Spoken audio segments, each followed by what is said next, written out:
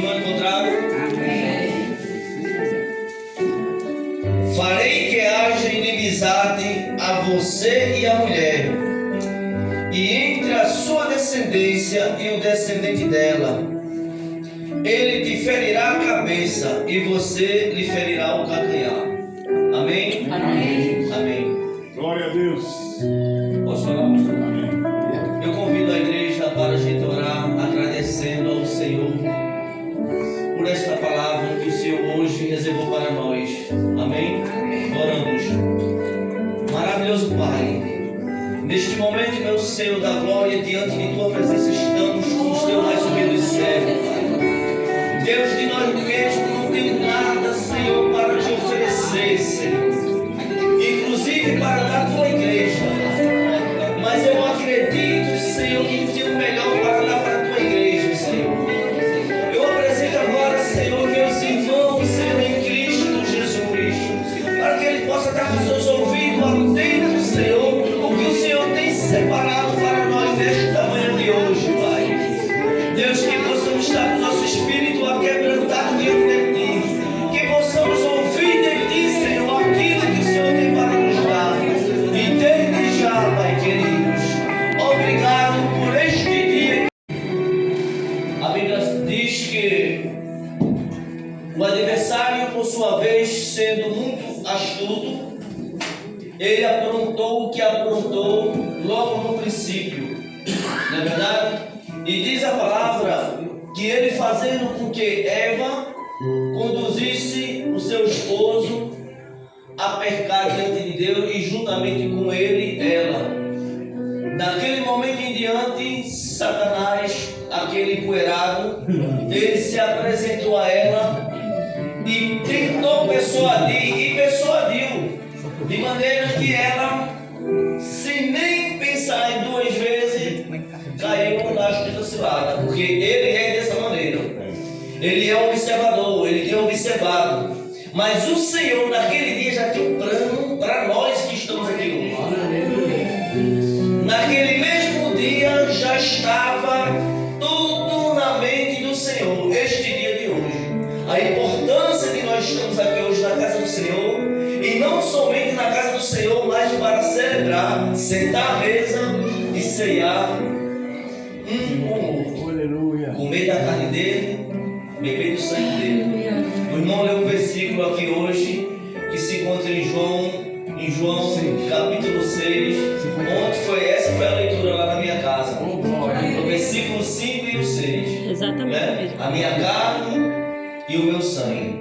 Mas enfim, para que os irmãos entendam com clareza o que estava aqui no livro de Gênesis, quando o Senhor ele falou isso aqui, deu essa sentença, lá em Isaías, no capítulo 53, se os irmãos podem acompanhar, caso queira, no livro de Isaías 53, eu vou ler alguns versículos, preste bem atenção, para que hoje a gente pudesse estar aqui e veja o que aconteceu. E já Isaías já profetizava, Isaías não viu, mas o Senhor já mostrava, porque o Senhor ele revela coisas a quem dá lugar a ele.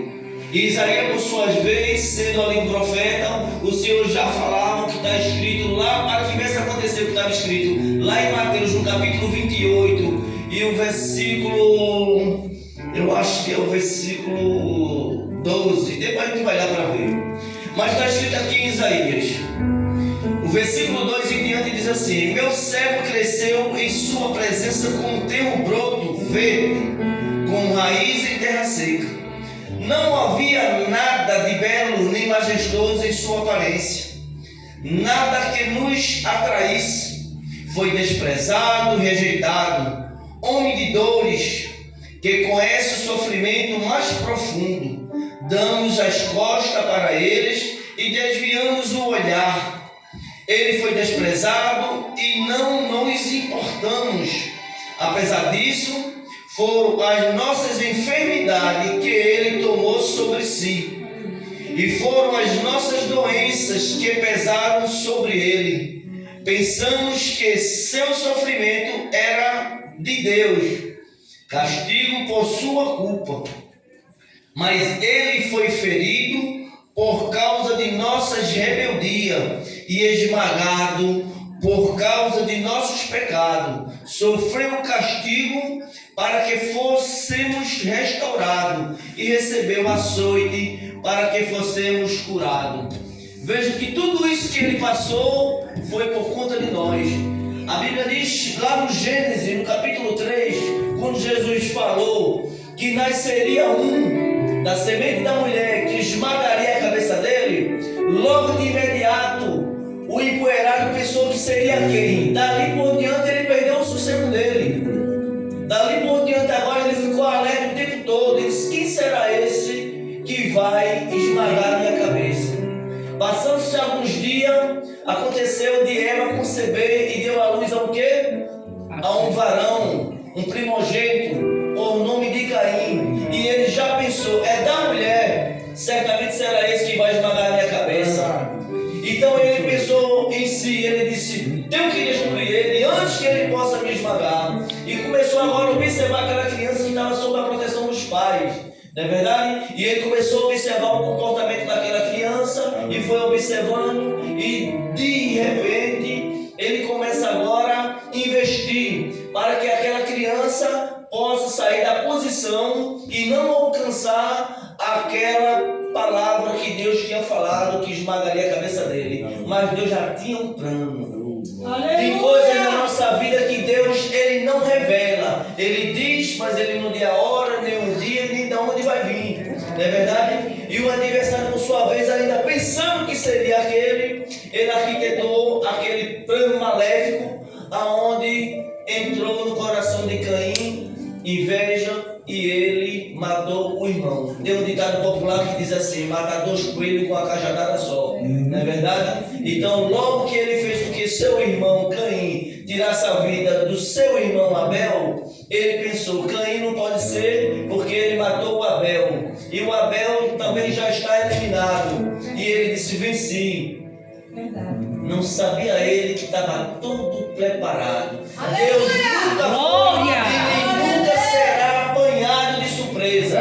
O adversário muitas vezes pensa que agora eu venci ele. Jamais, jamais. O nosso Deus ele é invencível. Ninguém nem nunca vai vencer, nem nunca vai pegar Deus de surpresa. A Bíblia diz que se passar os tempos, vê a descendência de Noé. E a descendência de Noé naquele período era muito pecaminosa. Deus, por sua vez, vai e destrói aquela descendência toda, deixando só Noé. Ele disse: talvez seja Noé. E começou agora aí a armar uma cilada, uma maneira para tirar Noé da posição. Houve um momento depois que as águas baixaram, que Noé se irritou tanto que chegou a amaldiçoar o seu próprio filho. Não é verdade? Amaldiçoar seu próprio filho. E ele o tempo todo de olho, tentando de alguma maneira acabar com esse plano que o Senhor já estava traçado no seu coração. Se passaram os anos, não foi Noé, e ele ainda continua preocupado. Andaram-se os anos, se passaram-se os anos. Aí chega lá no Êxodo, no capítulo 3 por diante, no capítulo 1 já fala sobre a descendência do povo.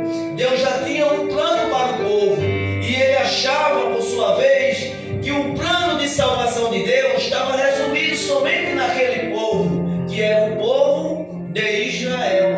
E a Bíblia diz ali em diante, no capítulo 1, ele fala que quando os descendentes de Jacó partiram para o Egito, ele passou a observar os 12 filhos de Jacó.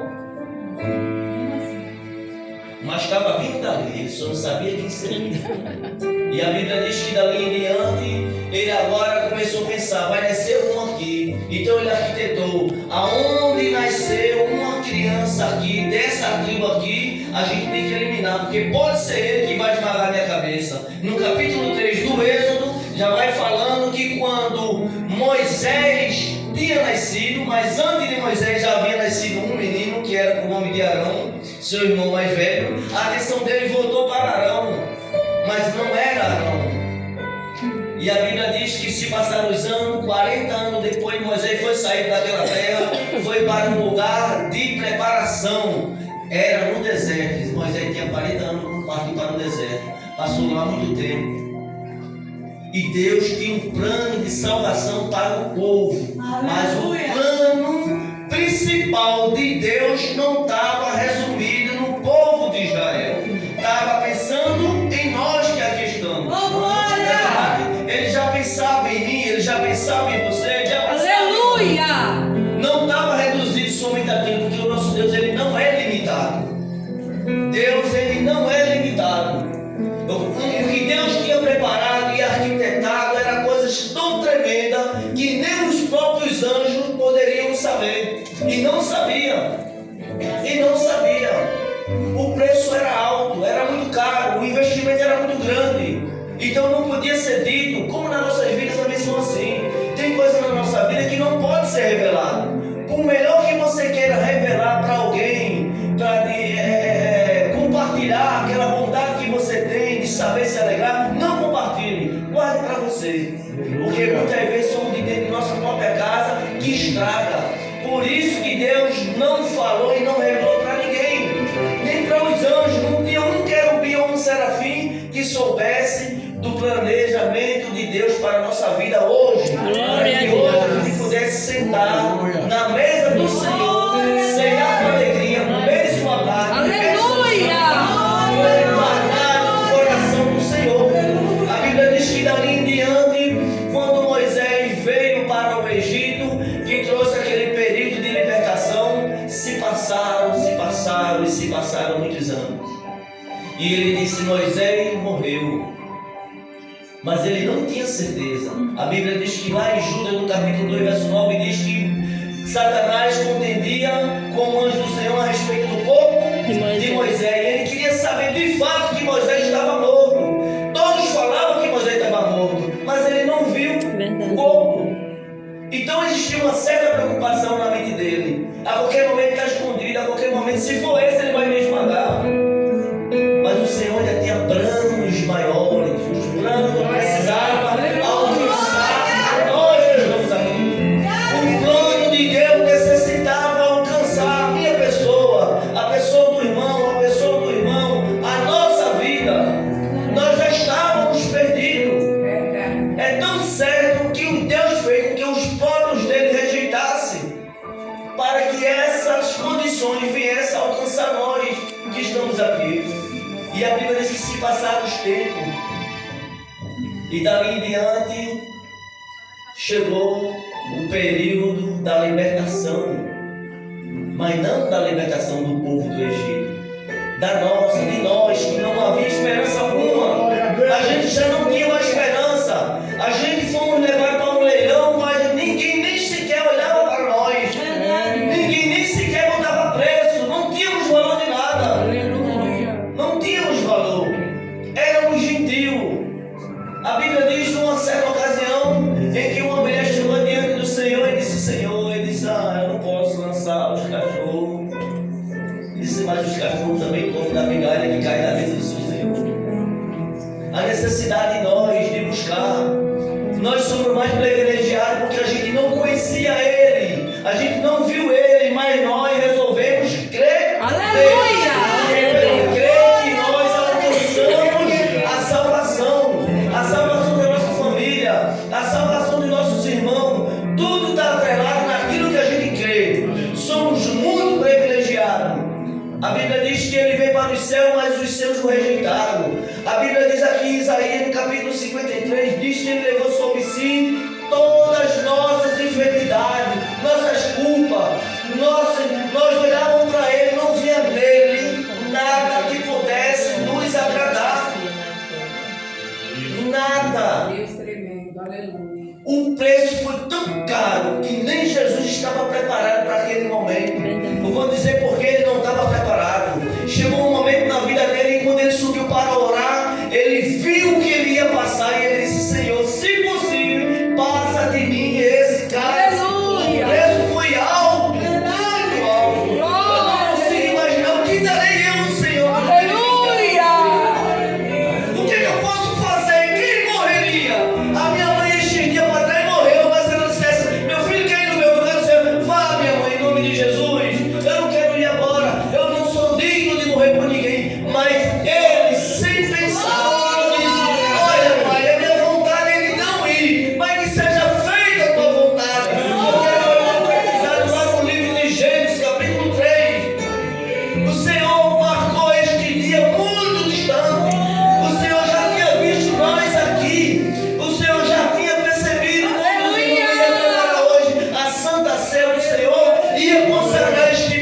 a carne do seu corpo, ia consagrar o vinho como o sangue dele. O Senhor já tinha visto isso lá no Gênesis.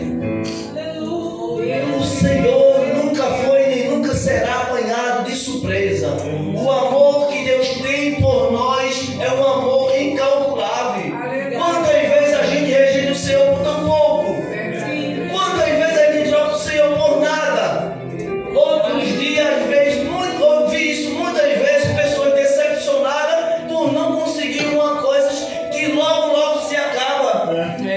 E o Senhor, que morreu na cruz do Calvário para nos dar uma vida eterna, vida com alegria, e a gente vai e despreza. A Bíblia diz que olhavam para ele e não via nele formosura alguma, mas ele tinha uma coisa que muitos não tinham. Olhavam para ele e não via nada que agradasse, mas quando ele parava para ler a palavra, para pregar a palavra, ele dizia: que homem é esse? De onde ele vem essa palavra? Entra na divisão da alma e do espírito. Hoje a gente vê que existem muitas pessoas sábias, mas eu quero ver quem consegue dizer para mim aonde termina o espírito e começa a alma, aonde termina a alma e começa o espírito. A Bíblia diz que a palavra do Senhor, ele vai na divisão da alma e do espírito. Ele conhece a alma, ele conhece o espírito. O espírito é do Senhor, mas a alma tem o poder de escolher para onde deve ir. Todo espírito de vida do ser humano é do Senhor, mas a alma ele te deu o direito de escolher, mesmo ele tendo pago, que ele pagou pela alma. Ele te deu o espírito de vida, respirou em tua narina e disse à alma: você vai ter o direito de escolher. Aqui está a glória e aqui está o abismo. Você deve saber com livre, espontânea vontade. Está tudo a mercê, está tudo na sua frente. Não é por força e nem tampouco por violência. Você tem que decidir. A Bíblia diz que aquele que confessa e deixa, alcança misericórdia. E portanto eu quero dizer, meus irmãos, quando sentar na mesa do Senhor, sente com alegria, porque o que ele passou, o que ele levou sobre si, aleluia, ser humano nenhum poderia levar. Homem nenhum poderia levar. Eu tenho um problema comigo que já carrega há mais de 30 anos. Eu sofri um acidente e me quebrei todinho. Sou cheio de platina, tenho platina com 42 centímetros no corpo. Eu tenho um ombro que desloca de palmo em palmo. Eu tenho uma coluna que só Deus na misericórdia. A minha bacia foi fraturada no meio. Estou aqui porque eu sou um milagre de Deus. Agora imagine comigo a dor que eu sinto quando eu desloco um ombro. Não é brincadeira, só falta morrer. Agora pensa aqui comigo, comparado ao que Jesus passou na cruz. Aquela cruz não era para ele. O madeiro não era para ele. A Bíblia diz que quem olhava para ele não era um homem malhado, um homem de 1,80 m, pesando 850 quilos. Não, ele era franzino, não tinha aparência, não tinha nada que alguém pudesse olhar para ele e dizer assim: esse homem me chama a atenção. Não. Mas aquela cruz, quando foram colocar ele no madeiro, a Bíblia diz que o braço dele não alcançou o lugar do prego. Então pegaram ele, escoraram ele, um soldado muito forte, puxaram ele. A Bíblia diz que as juntas dele se deslocaram. Eu digo isso, que quando a gente sente um ombro deslocar, uma mão deslocar, é uma dor tremenda. Agora imagina aquilo que fizeram com o nosso Senhor. Esticaram ele de maneira que suas juntas saíram do lugar. A dor foi tremenda. Além disso, ainda veio a furada dos cravos. Essa semana eu levei uma furada de prego no dedo e fiquei a semana quase toda com a cabeça do dedo sem poder tocar. Agora imagina aquele prego transpassando a sua mão, transpassando os seus pés. E como se não bastasse, ainda pegaram uma lança e o transpassaram, zombaram, cuspiram, deram vinagre. Eu tenho que ter o prazer de sentar na mesa do Senhor e cear com alegria. É nessa ceia que a gente senta, a gente pode receber renovo, a gente recebe cura. Se entregue ao Senhor, dê um prazer a você mesmo de sentir a graça, de sentir o carinho dele. Eu passei por uma aflição muito grande essa semana, mas o Senhor falou no meu coração e disse assim para mim: ah, meu filho, eu estou contigo. Aleluia! A igreja chegou lá, o Jesus já tinha chegado primeiro. Jesus já tinha chegado lá, eu não consegui encontrar uma palavra de conforto que pudesse me confortar.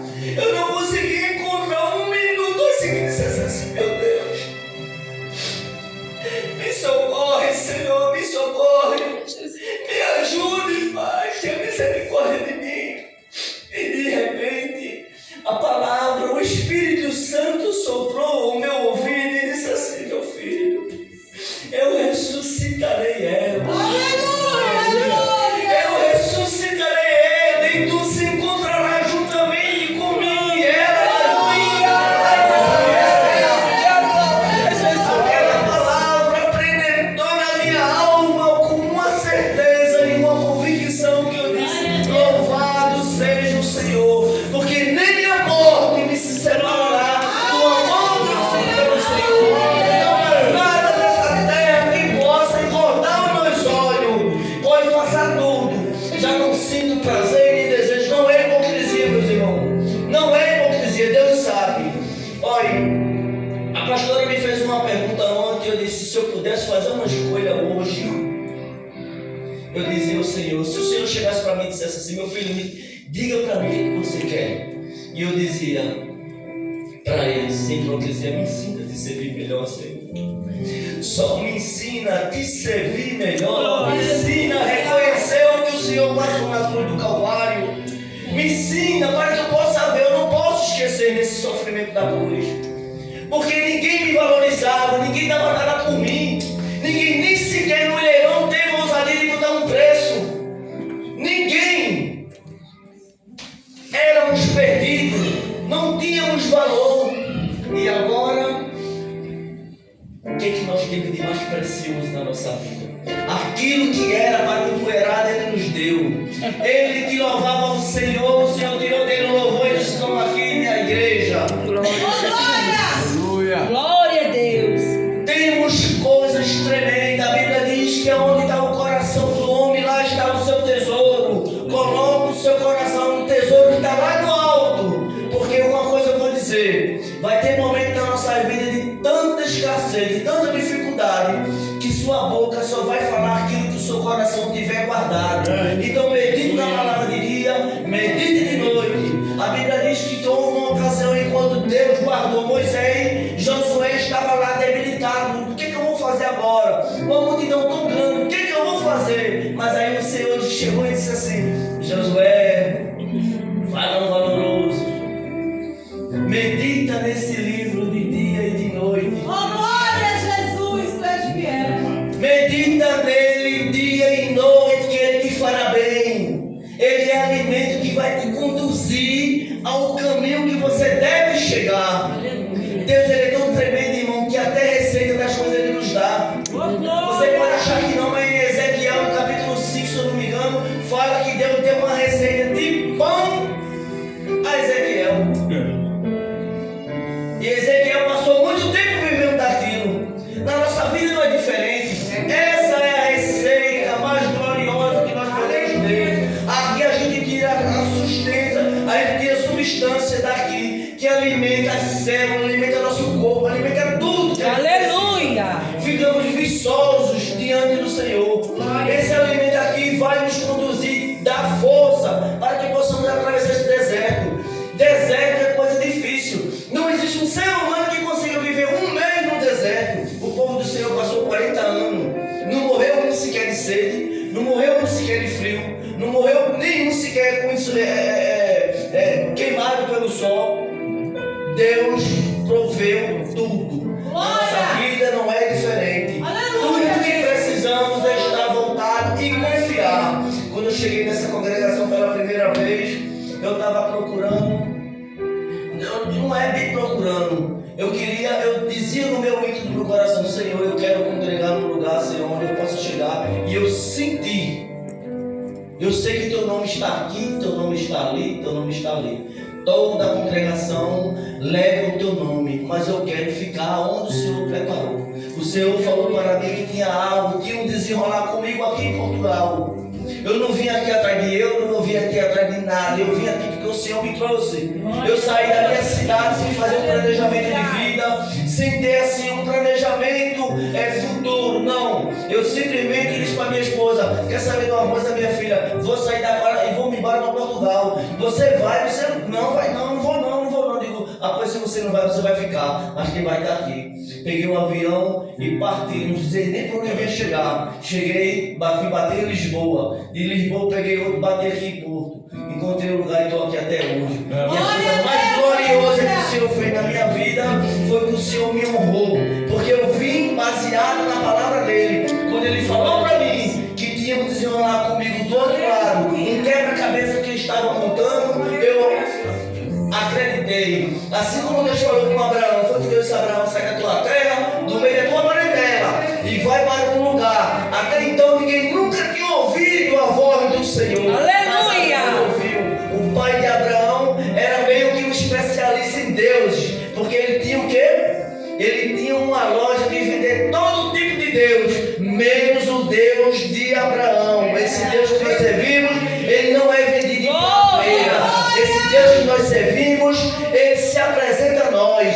Esse Deus que nós servimos, ele faz a gente sentir a sua presença. Mas olha no vídeo, mas eu posso sentir ele aqui ardendo de mim. A brisa suave dele toma conta de mim, me envolve. Esse é o Deus que nós servimos.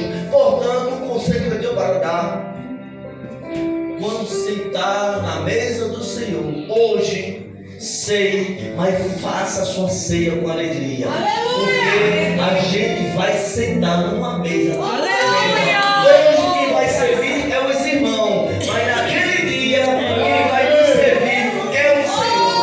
Amém? Deus abençoe a igreja. Amém? Olha que o Senhor possa realizar o desejo do meu coração, que é de servir a Ele com mais fidelidade. Amém.